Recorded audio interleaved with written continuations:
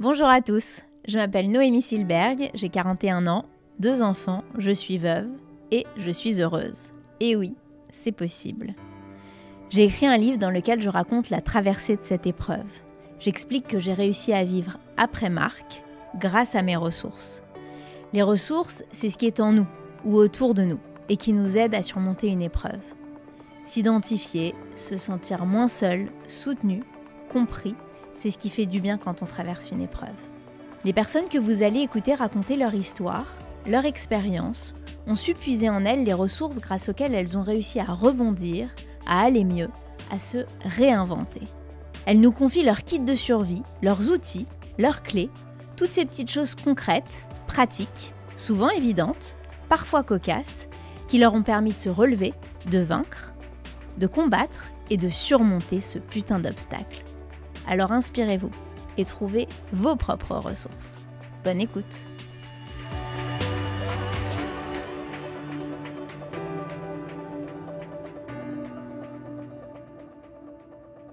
Qui ne connaît pas le goût unique de son pain à la croûte épaisse ou encore de ses sablés ronds et blancs? Apollonia Poilane grandit au milieu des Fournils et du Levain, au 8 rue du Cherche-Midi, où elle me reçoit aujourd'hui, là où son grand-père crée en 1932 la maison Poilane, qui sera ensuite dirigée par son père. À 18 ans, elle reprend prématurément les rênes de la société après le décès brutal de ses parents. Si j'interviewe Apollonia aujourd'hui, c'est parce qu'elle cultive cet héritage familial d'une main de maître, en maniant un subtil équilibre entre tradition, savoir-faire et modernité, et en perpétuant l'histoire de ce pain, aussi célèbre en France qu'à l'étranger. Bonjour Apollonia. Bonjour Noémie. Merci de venir nous confier votre témoignage. Est-ce que vous pourriez reprendre le fil de votre parcours et nous raconter ce moment de bascule dramatique et comment vous allez être confronté à la fois à votre deuil, au décès de vos parents et à la reprise, à cet héritage. Et à la vie. Et à la vie, bien sûr. Alors, j'ai 18 ans, le bac en poche, on est à l'automne 2002 et je fais une année de césure avant d'entamer un cycle universitaire aux États-Unis. Et mes parents, malencontreusement, décèdent le 31 octobre 2002 dans un accident d'hélicoptère. Mon père était boulanger, mais c'était aussi un pilote d'hélicoptère passionné. Et du jour au lendemain, je me retrouve non plus à descendre les marches du Fournil où je finissais mon apprentissage, mais à monter dans le bureau de mon père où je me destinais à la reprise de l'entreprise, mais pas tout de suite. Et du coup, pendant les mois qui ont suivi, j'ai, avec son équipe, vraiment essayer de reprendre les choses en main, assurer à la fois sa succession au sens propre comme au sens figuré.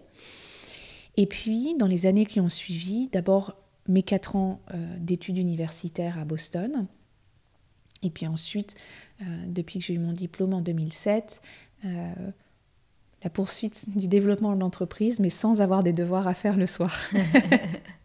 Mais alors, je remonte dans votre petite enfance. Vous avez vraiment été élevé là, c'était votre cour de récréation, votre terrain de jeu. C'était mon terrain de jeu. C'est-à-dire que la boulangerie du 8 rue du Cherche-Midi, on est en plein cœur de Paris, rive gauche, Saint-Germain-des-Prés. On est dans une petite rue, une petite boutique début 20e, avec des briques rouges à l'extérieur, en dessous les restes d'un vieux couvent du XVIIe siècle. Et j'ai appris mon métier tout d'abord en étant exposée à la pâte, en boulangerie, en pâtisserie. Ma présence dans un labo ou dans le Fournil dépendait de la bonne volonté de la personne qui était là ce jour-là. Et donc toucher la pâte, jouer avec un petit peu de pâte sablée, apprendre les gestes, hein. Mais c'était aussi passer du temps dans la boutique à mettre des petits sablés dans des sacs sous l'œil de mon grand-père qui vérifiait et qui m'apprenait à dire voilà, il y a le bon poids, tu rajoutes un sablé. Parce que Poilane, la boulangerie, c'est un milieu, c'est un environnement, c'est une entreprise qui doit partager une certaine forme de générosité. J'ai aussi appris à compter en rendant la monnaie. Alors, ça ne sert plus à grand-chose aujourd'hui, mais c'était un exercice intellectuel, mathématique, pour lequel je remercie les clients qui, à l'époque, étaient d'une plus vieille génération et qui me challengeaient avec la monnaie à rendre. Et puis ensuite aussi me familiariser avec les équipes et les opérations autour des archives ou de la comptabilité en rangeant des factures. Alors, c'est une époque où on utilisait du papier. Et donc tout ça a fait que quand mes parents décèdent à l'automne 2002, certes, j'ai pas d'expérience professionnelle, mais je suis bien entourée. Et deuxièmement, j'ai surtout toute cette expérience de terrain où... exactement comme vous le disiez, Noémie, depuis ma plus tendre enfance, la boulangerie, c'est mon terrain de jeu. Mais alors, votre réaction première, c'est le choc. Je me suis beaucoup, moi, interrogée justement sur un décès brutal auquel on est confronté et un décès plus lent, ce qui a été mon cas, en me demandant de façon schizophrénique, puisque parfois face à la mort on se pose des questions dingues par rapport à la souffrance ou une mort brutale, et c'est vrai que je me suis toujours dit que c'était probablement pas le même deuil. Mais donc quel est votre... Alors j'ai qu'une expérience, vous avez la vôtre, donc c'est un peu plus compliqué effectivement de pouvoir... Je peux simplement partager mon expérience et mon vécu, clairement. Pour moi, lorsque j'apprends le décès ou l'accident de mes parents, tout d'abord, mon premier réflexe, c'est de me dire quelle est leur chance de survie. J'ai appelé un ami de mes parents qui était pilote et le coprésident de l'association de pilotes d'hélicoptères dont mon père avait la présidence. Et cette personne qui était un pilote chevronné m'a dit qu'il y avait peu de chances que mes parents aient survécu à cet accident tel qu'ils le comprenaient à ce moment-là. Et là, on parle vraiment des heures qui ont suivi le décès de mes parents. Et du coup, à partir de là, je me suis dit, ok, donc clairement, il n'y a pas de chance, ou il y a très peu de chances que mes parents aient survécu à l'accident. Donc à partir de là, on va se concentrer sur cette voie-là et avancer sur cette idée que mes parents sont décédés, donc c'est moi qui prends la suite puisque je suis l'aînée de ma sœur et de moi. Votre sœur a combien de... Elle avait 2 ans de moins que moi. Moi j'avais 18 ans, elle avait à peine 16 ans. Et du coup, le déroulé c'était protéger ma sœur et m'occuper de l'entreprise. Donc vous êtes très pragmatique, vous avez une réaction qui est très pragmatique. Très pragmatique, mais je pense qu'elle est nourrie de mon enfance avec mes parents qui étaient des entrepreneurs, qui étaient des personnes passionnées, mais aussi des personnes qui, dans leur passion, que ce soit leur métier, boulanger, pilote, ma mère était architecte, designer, sont des personnes qui réfléchissent sur des formes de structure et un déroulé et qui avaient effectivement une certaine forme de pragmatisme. Et je pense qu'au moment du décès de mes parents, ça a été peut-être une de mes ressources aussi, d'avoir cet environnement familial dans lequel j'ai grandi et qui m'a aidée à passer le cap sur le moment et de pouvoir me concentrer sur mes avancées et sur la nécessité de survivre à cette période. Et ensuite, bien sûr, peut s'installer et s'ouvrir la gestion du deuil. Donc ça a été un peu, oui, en décalé finalement. Ou une chose après l'autre, quoi. En tout cas, ça vous a permis de tenir et d'organiser ce pragmatisme et d'organiser les choses en priorité avant de vous laisser, de laisser vos émotions finalement s'exprimer. Tout à fait, oui, tout à fait. Et vous dites que vous étiez très entourée, vous étiez entourée familialement, vous étiez entourée par cet univers Poilâne. Oui, exactement. Alors j'ai la chance. Poilâne est une entreprise familiale à 2 titres. Mon grand-père a créé Poilâne en 1932. Mon père vraiment structure l'entreprise familiale et la développe à partir des années 70. Donc il y a déjà cet aspect-là, mais il y a aussi l'aspect que beaucoup de personnes qui travaillent avec moi aujourd'hui ont un frère, une sœur, un compagnon, une compagne, une personne de leur famille qui travaille. C'est pas rare qu'il y ait une personne de sa famille qui travaille chez moi. Donc, on est à tous les étages, on est une entreprise familiale. Et puis, donc, il y a cette famille Poilane au sens large, donc mes collègues. Et puis, il y a tous les copains de mes parents, des personnes qui ont égrené mon enfance, qui ont été des personnes avec lesquelles j'avais partagé des moments de vie, des moments de joie avec mes parents, et du coup qui ont pu être des personnes ressources, des experts, des personnes sur lesquelles j'ai pu m'appuyer pour des conseils.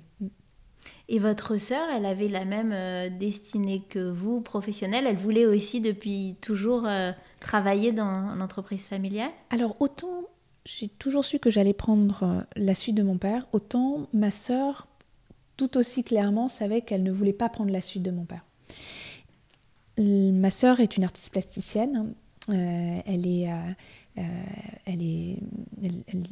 design des intérieurs aussi. Et c'était vraiment son parcours, c'est de définir quelles sont les multiples cordes à son arc d'artiste et de créative. Et comment... Donc vous décidez quand même de terminer votre cursus universitaire. De le commencer déjà. Oui, de le commencer, puisque c'était évidemment... Parce que je faisais une année off en fait. Je faisais vraiment une année de césure avant d'aller à l'université. Donc passez-moi l'humour, mais le décès de mes parents est tombé dans une période, une année de césure qui est finalement pas trop mal tombée pour que je puisse à la fois organiser mes affaires, mais aussi pouvoir accueillir l'opportunité de faire mes études supérieures aux États-Unis. Mmh. Et c'est ce que j'ai fait pendant 4 ans. J'ai pu le faire, pourquoi ?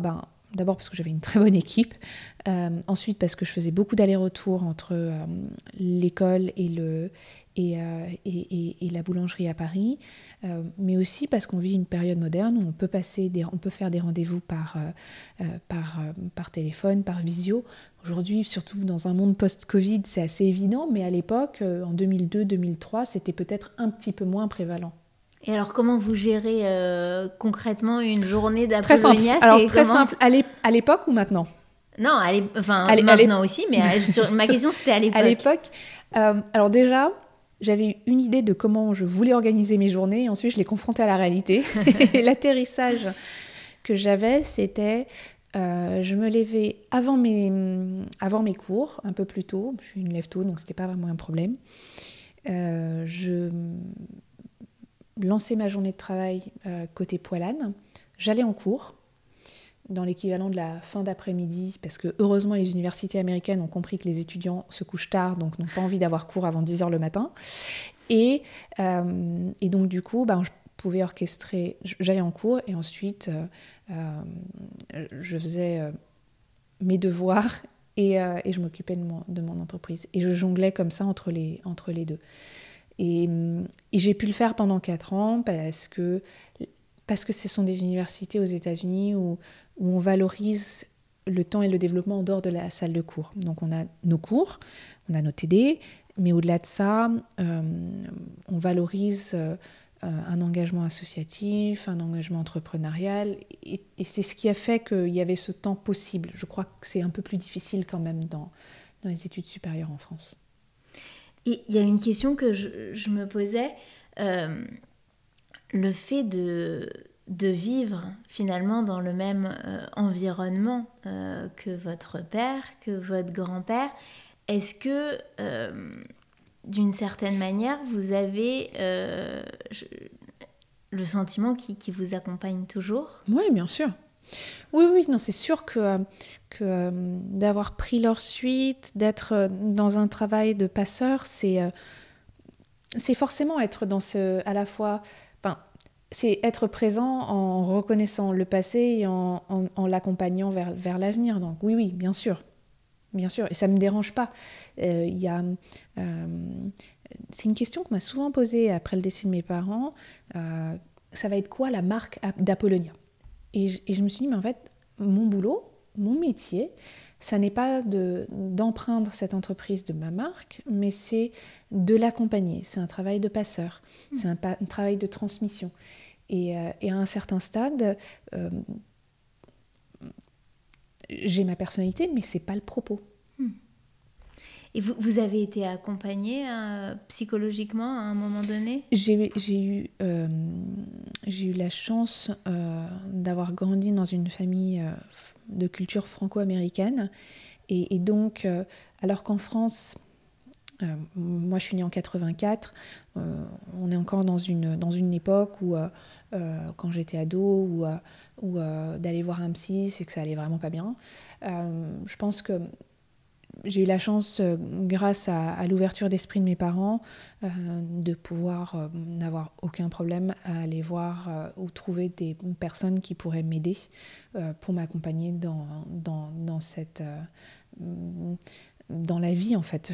C'est même au-delà du deuil, ou en tout cas au-delà de l'accompagnement des suites du décès de mes parents.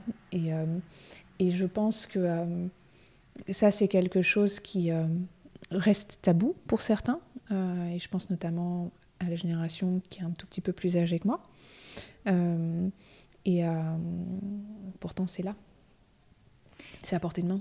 Et par contre, le truc de se dire, quelque chose qu'on m'avait dit à une époque, c'est parfois, en fait, tu peux ne pas tomber sur la bonne personne qui t'accompagne tout de suite, et d'être patient là-dessus. Moi, j'ai pu avoir recours à des personnes qui ne m'ont pas convenu ou qui ne m'ont convenu qu'un temps. Et pas grave. Est-ce qu'il y a eu, vous avez le sentiment qu'il y a eu plusieurs étapes dans votre... Dans la gestion de l'après-décès de mes parents? Oui. Est-ce qu'il y a eu, évidemment, du fait de ces multiples missions qui sont les vôtres, est-ce qu'il y a eu un point de bascule en particulier? Comment est-ce que vous... Et comment est-ce que vous mettez des mots, finalement, s'il y a eu, sur ces différentes étapes, sur les ressources qui ont été les vôtres? Oui. Alors, je pense que le mot bascule, déjà, est un très bon mot pour se dire, il y a des passages, il y a des époques, en sachant qu'au fur et à mesure que l'on grandit, au fur et à mesure que le temps passe, au fur et à mesure qu'on vieillit, on passe sur d'autres étapes. Et les ressources sont différentes. Et les ressources sont différentes en fonction du besoin aussi et de l'époque. D'abord, il y a le fait qu'à 18 ans, je suis projetée dans ce monde d'adulte alors que je sors à peine de l'adolescence. Ça, c'est clairement une première bascule qui est énorme. Mais c'est une parmi plein de bascules derrière, de se dire... quelle est la marque d'Apollinia, et de me dire, en fait, on s'en fiche, c'est pas le propos. Et puis un jour, je me suis souvenue de m'être dit, en fait, j'ai façonné ce travail à ma main, et d'une certaine façon, c'est marrant de se dire, de porter son regard derrière son épaule et se dire, en fait, je suis en train de répondre à la question que les gens me posaient à l'époque, en 2002, ou 2003, et c'est pas exactement la façon dont on me posait la question, et c'est pas exactement la réponse que je pense que les personnes attendaient à l'époque, mais je suis en train de petit à petit de faire mienne cette entreprise,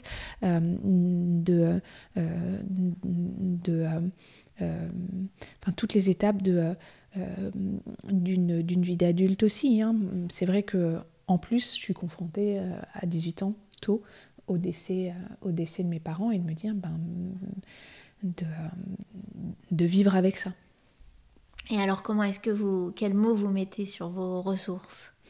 J'aime beaucoup l'image, Noémie, que vous développez d'une boîte à outils, parce que c'est vraiment mon ressenti, et c'est lié aussi à mon métier, la boulangerie. Lorsque l'on apprend à nos apprentis à faire du pain, in fine, on apprend des gestes que vous pourriez apprendre en lisant un morceau de papier, mais la différence entre vous et un autre apprenti, et a fortiori quelqu'un qui aurait des années d'expérience, des années de métier, c'est cette capacité à ouvrir nos 5 sens et à développer notre compréhension que nos 5 sens, nos mains plus particulièrement, sont des outils incroyables pour sophistiquer et d'une simplicité déconcertante au service de la pâte.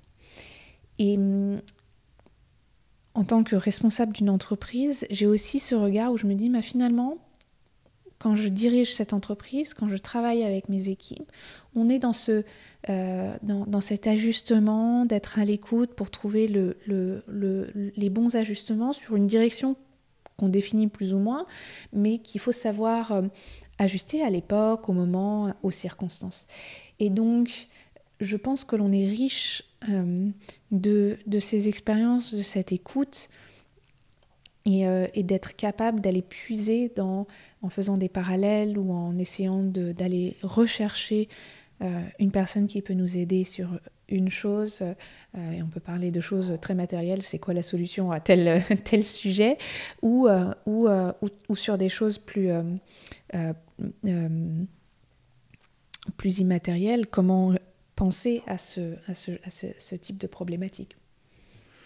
Alors, c'est quoi la journée type d'Apollonia Poilane? Alors, d'abord, j'ai pas de journée type parce qu'il y en a jamais une qui se ressemble, mais j'ai quelques rituels que j'essaye que j'ai, et parmi ces rituels, d'abord, j'adore me lever aussi tôt que je peux le matin. Alors c'est pas toujours très tôt, mais enfin ça reste dans la moyenne plutôt tôt des Français. Et l'idée c'est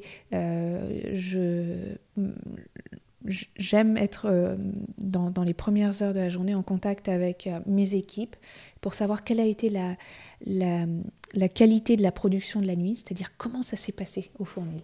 C'est tout bête, mais le temps qu'il fait dehors influence la façon dont la pâte va réagir. Donc, vous êtes au centre de Paris, il fait un temps, parce que Paris est une cuvette à peu près stable, on a une fabrication dans nos fournils qui sert nos magasins, mais cette nuit-là, il a énormément plu, donc la pâte va être un peu lourde, elle va avoir du mal à développer. Ou à l'inverse, c'est un été où il fait super chaud, et là la pâte va avoir tendance à bien bourrer, et la nuit, c'est juste la petite fraîcheur qui permet de ralentir juste comme il faut la pâte. Et tous ces petits aspects-là, c'est le premier truc que je fais, un de mes premiers rituels, c'est de me mettre en phase sur comment était la production de la nuit. Celle qui va servir nos premiers clients dans la boutique. Et puis ensuite... Mais on peut influer là-dessus ?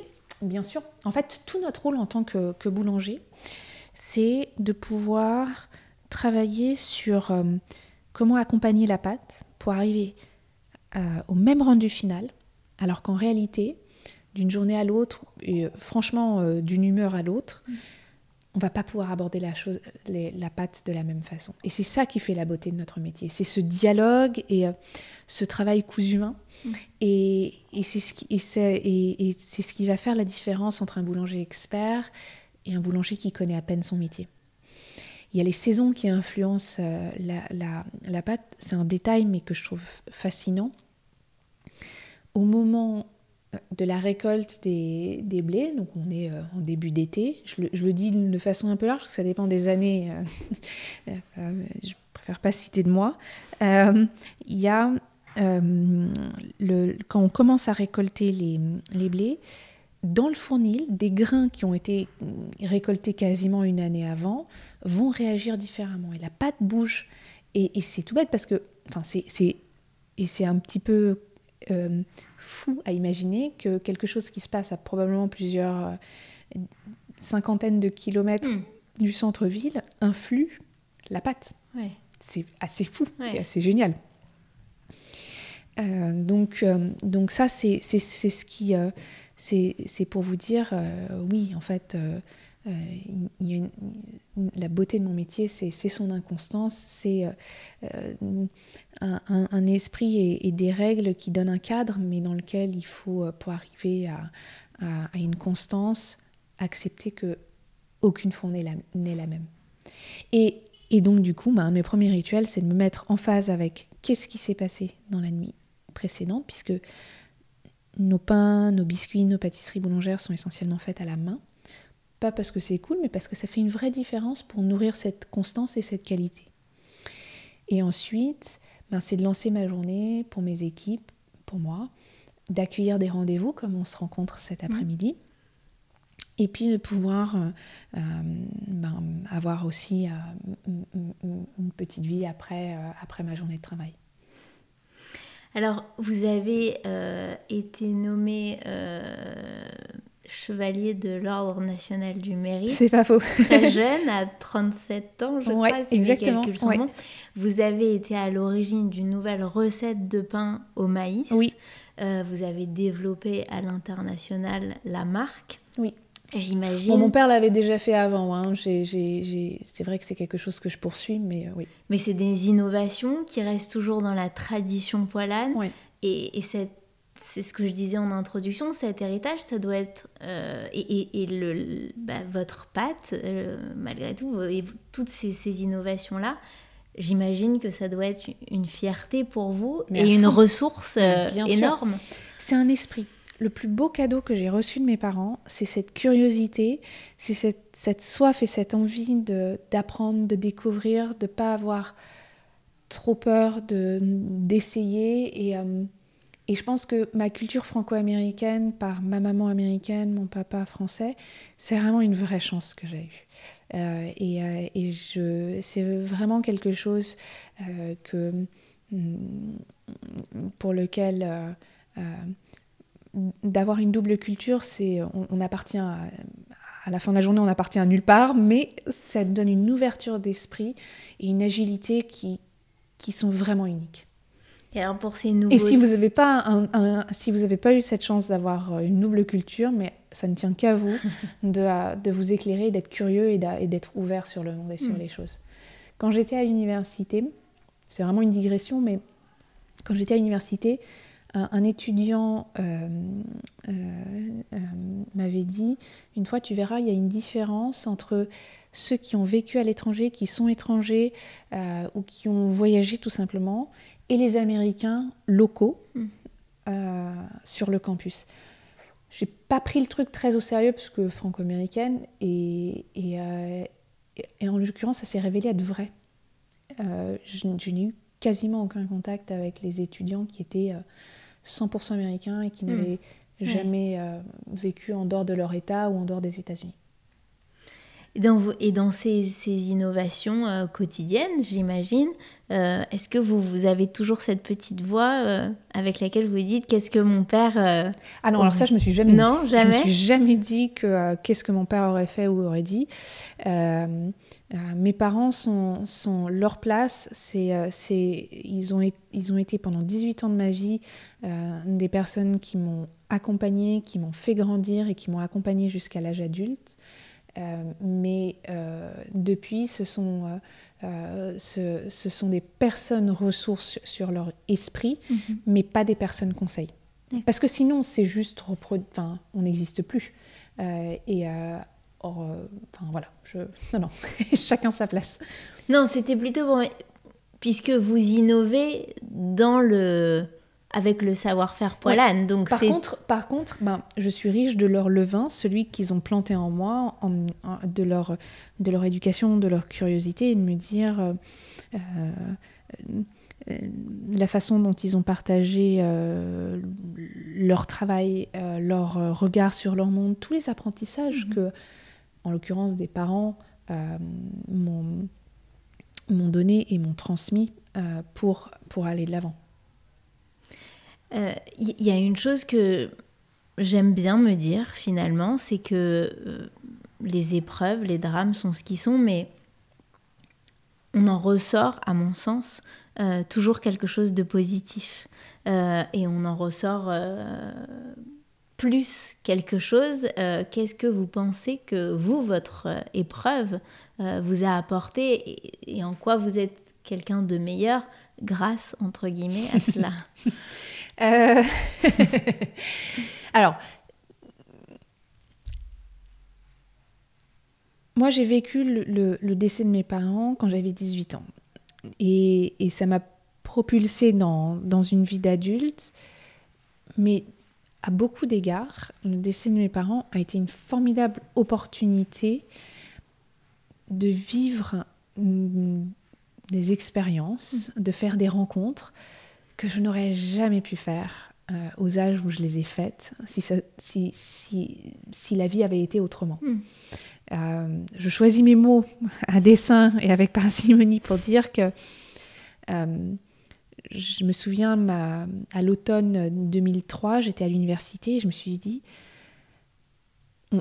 le Dalai Lama était venu sur le campus et avait parlé aux étudiants, et j'avais eu la chance de pouvoir assister à cet entretien. Et je me suis dit, j'ai quand même vachement de chance. En l'espace de quelques mois, moins d'une année, j'ai rencontré 2 leaders religieux majeurs. J'avais été à Rome remettre au pape une supplique que mon père avait écrite pour enlever la gourmandise de la liste des 7 péchés capitaux, ce qui est quand même pas les moindres. Même si le pape était âgé, ça reste quand même une expérience assez impressionnante. Et de la même façon, de rencontrer le Dalai Lama qui vous raconte comment est-ce que petit, il essayait d'éduquer un petit oiseau à qui il essayait d'apprendre des tours. Je me suis dit, mais c'est quand même assez fou que ma vie soit celle-là. Et forcément que le Dalai Lama, c'est l'université qui a amené cette opportunité-là, mais c'est aussi le décès de mes parents qui a amené l'opportunité que ce soit moi qui remette cette supplique au pape Jean-Paul II à l'époque. Alors, vous pouvez nous en dire 2 mots, parce que c'est comme... Je suis curieuse. Hein, oui, mais bien sûr. non, c'est une expérience qui est très impressionnante parce que au Vatican, tous les mercredis, ils ont une séance particulière où des couples vont faire bénir leur mariage. Il y a une forme de petite antichambre de dialogue, on va dire, avec le pape. Et du coup, j'ai tout simplement remis cette supplique à une personne qui était assez âgée à l'époque. Hein. Donc l'objet, c'était pas de pouvoir le raconter, en tout cas de prendre son temps plus que de remettre la supplique. J'avais eu la chance de faire cela grâce au nonce apostolique, qui est à peu près l'équivalent de l'ambassadeur, si je vulgarise le propos, l'ambassadeur du Vatican en France, c'était ma première étape, et c'est lui qui avait suggéré qu'on remette directement la supplique au pape Jean-Paul II. On passe au questionnaire ressources. Avec plaisir.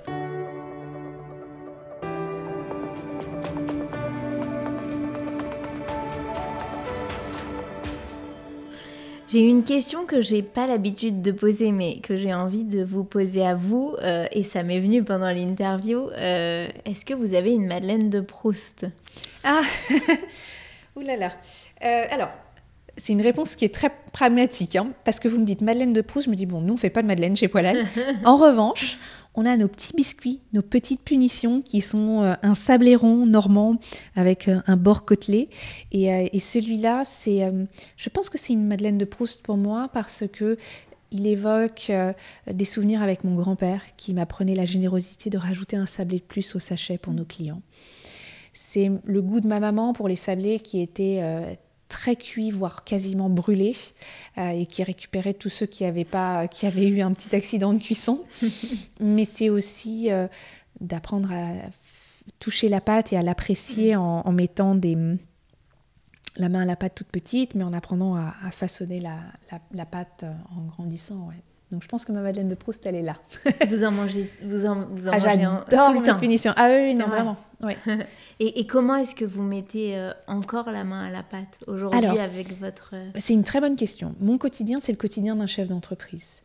Mais mon métier, c'est la boulangerie. Et je pense que, en tout cas pour moi, c'est important de pouvoir être ancré et en lien avec mon métier. Et donc, j'essaie un maximum de passer du temps au fournil, ce qui est relativement parlant très peu de temps.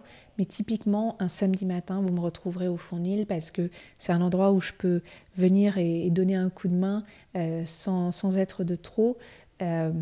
Et du coup, à la fois de développer mes gestes, mais les pratiquer, mais aussi de faire tout le travail de R&D que j'adore faire et qui fait partie de mes outils. Ouais.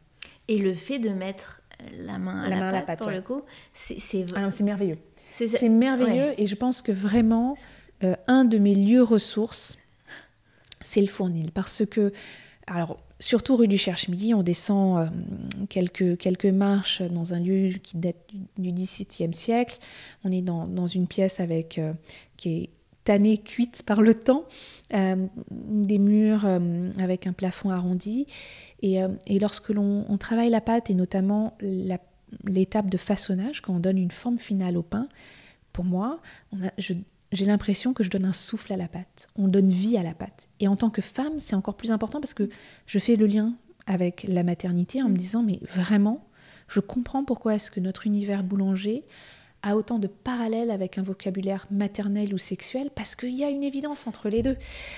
Le morceau de levain qui a commencé en 1932 avec mon grand-père et qui aujourd'hui dans l'esprit reste présent dans les fournées de pain suivantes, parce qu'en fait chez Poilâne on prend un morceau de pâte d'une fournée qu'on laisse de côté et qui sert de démarrage pour la fournée, pour le levain de la fournée suivante. Donc il y a vraiment ce travail de lien et de continuité, et ça pour moi c'est vraiment...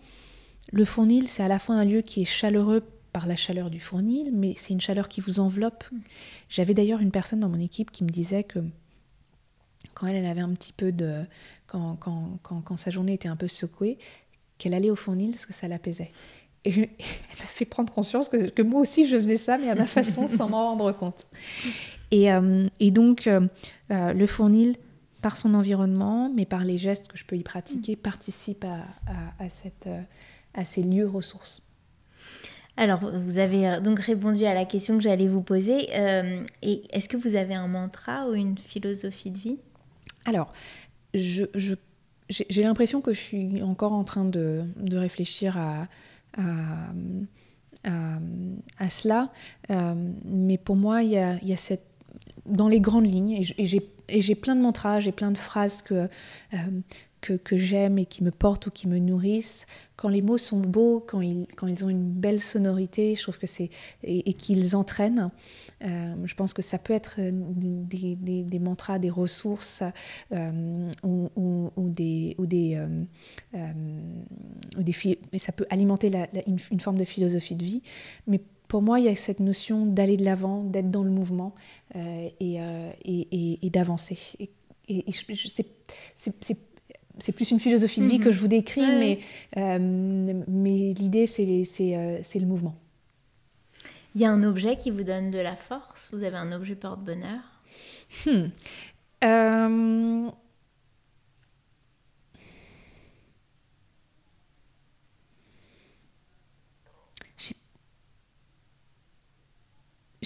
Alors, j'ai pas un objet porte-bonheur. En revanche, lorsque j'avais 14 ans, mon père m'a offert une veste, comme lui avait, sa veste de boulanger, qui était une veste grise dans un matériau qu'on n'arrive pas à retrouver, mais j'ai plusieurs copains dont les parents étaient artisans qui avaient la même matière.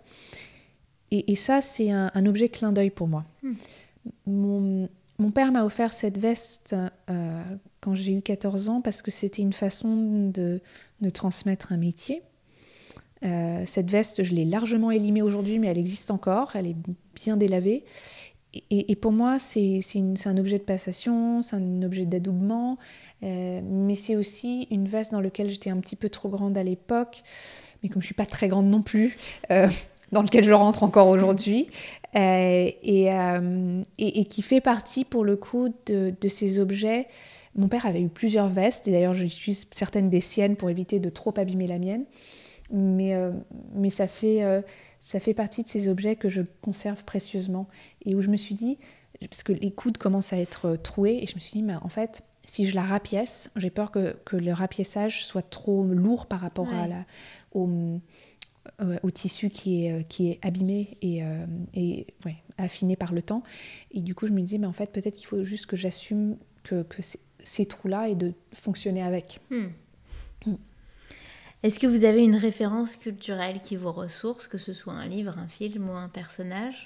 Alors, il y a un film que j'ai vu récemment et que j'ai trouvé absolument fantastique. Alors, c'est une référence récente, mais je pense que c'est acceptable de la partager. J'ai regardé cet été Les Trois Mousquetaires, la nouvelle itération.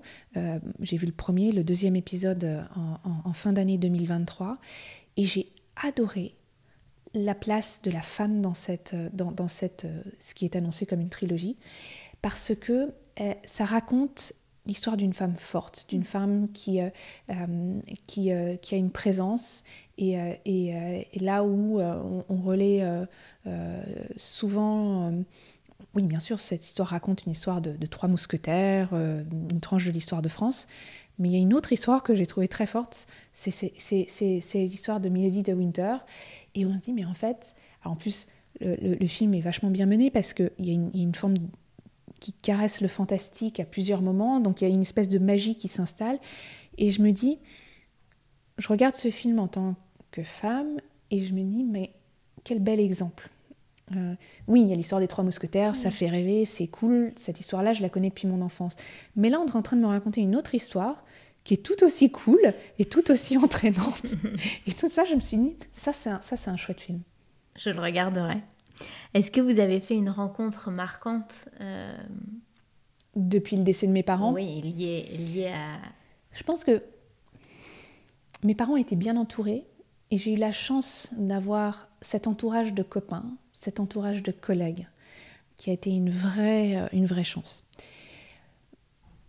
Mais je dois dire qu'après le décès de mes parents, j'ai reçu une lettre d'un copain de lycée, Damien, qui me disait, écoute, il avait perdu son papa une poignée d'années plus tôt, entre Noël et le jour de l'an, et il m'avait dit, tu verras, c'est un moment difficile, mais c'est un moment à passer.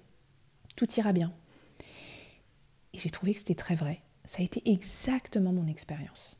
C'est pas un moment facile, un décès, a fortiori le décès de ses deux parents.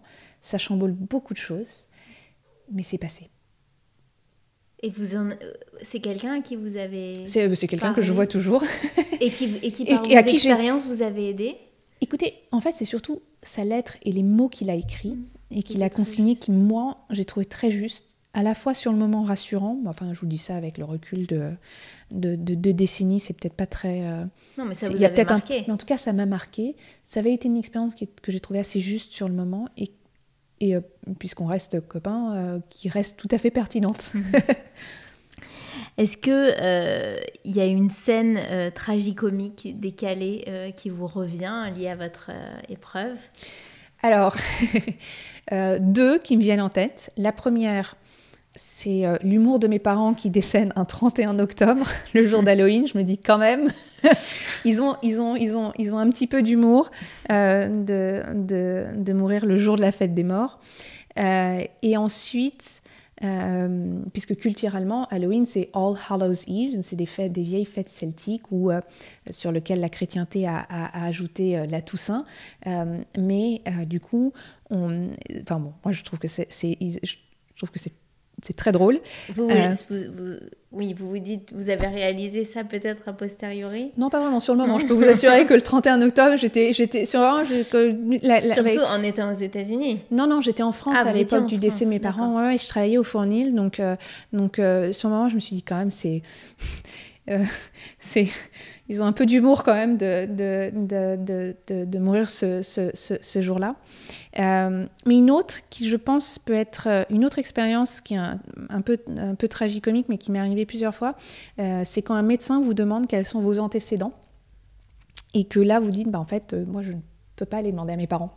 Donc, il y a toujours ce moment un petit peu rigolo où on se dit, c'est dommage, mais à 18 ans, c'est pas le premier truc de se dire, c'est quoi les antécédents familiaux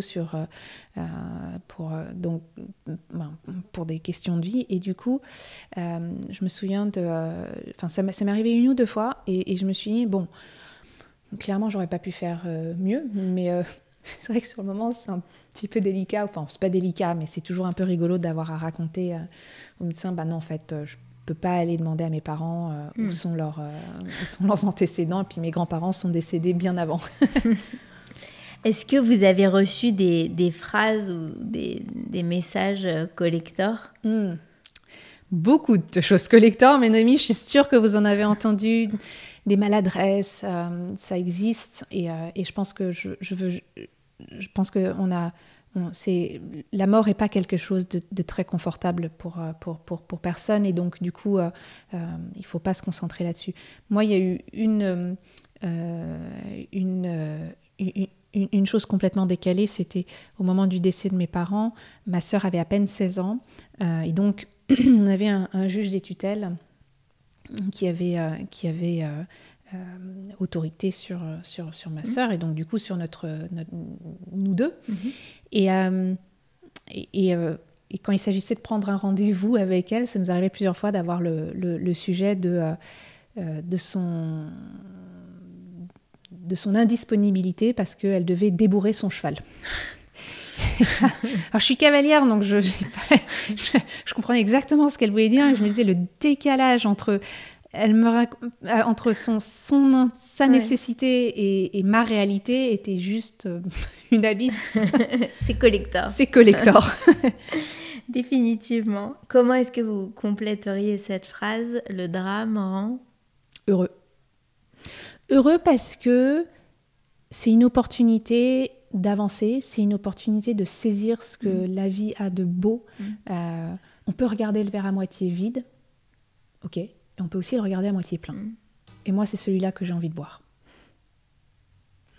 C'est une phrase que je cite régulièrement en hébreu qui dit « Gamzu letova », ce qui veut dire « c'est aussi pour du bon ». Ouais. Et je trouve que c'est très révélateur et que effectivement, on apprécie certaines chances parce qu'on a vécu un drame. C'est étonnant, mais c'est comme ça. Et en même temps, on apprécie ce qu'il y a de bon parce qu'on ne l'a plus. Donc, parce que ça nous a été retiré et qu'on prenait les choses pour argent comptant jusqu'à ce qu'on s'aperçoive que non, ça ne l'est pas. Et oui. Quel est finalement votre outil, votre ressource que vous souhaiteriez mettre dans notre boîte imaginaire aujourd'hui? Une ressource que j'aimerais partager, et peut-être que notre interview le reflète un peu, c'est d'avoir de l'humour. De garder une certaine légèreté à tout ça, parce que c'est une façon d'exprimer ses émotions, de libérer les choses. Et tout aussi vrai, c'est peut-être une question aussi de vivre ses émotions plus globalement, c'est de pouvoir prendre le temps de vivre ses émotions quelles qu'elles soient, la joie, les pleurs, la tristesse, et de laisser le cycle se faire. Et enfin, est-ce que vous avez une chanson qui vous ressource? Alors, il y a une chanson qui me fait toujours marrer à chaque fois que je l'écoute, c'est celle de Donna Hightower, « This World is a Mess », parce que elle raconte un espèce de grand n'importe quoi et en même temps, elle a un rythme qui est hyper entraînant et qui donne la pêche. Et je pense que c'est une chanson ressource. Alors on l'écoute. Merci beaucoup Apollonia Poilâne pour votre témoignage. Merci Noémie. He will take your kindness for a week of stand. Never do to others what they do to